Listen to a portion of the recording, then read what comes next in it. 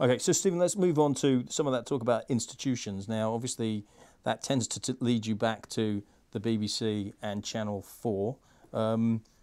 You were quite clear in that report, and you've been quite clear in interviews I've seen since then and in comments there. The debate about whether we need another significant public service content offering in the marketplace has been won. We do.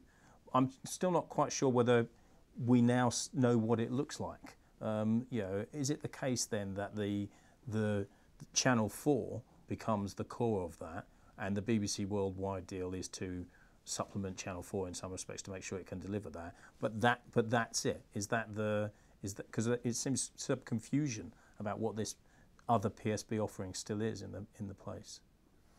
Well, again, I'm afraid this is one where we'll have to wait and see where we conclude. I think we have discovered in the process of moving from the interim report to the final report that there is pretty close to universal agreement that we are going to see a much sharper either separation or bifurcation between what gets done by commercial players and what gets done by the state. And up until now, all of us, certainly if you're of your or my generation, there's been a bit of a blurring of that. Was ITV commercial? Well, it was, but actually heavily subsidised and heavily regulated.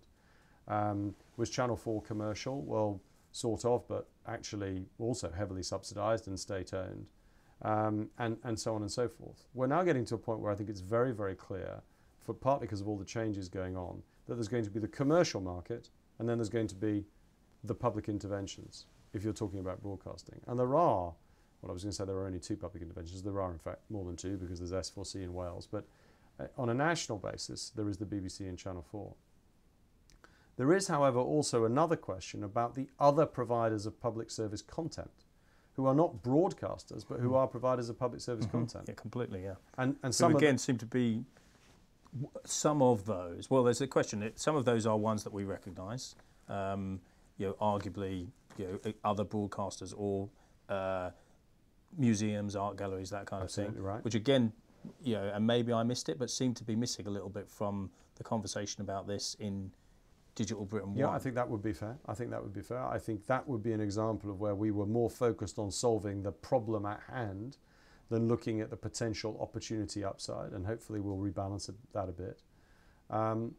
But to your specific question, we have got there is an institutional question that's been asked of us about Channel 4, to take that specifically, and that is one we need to answer.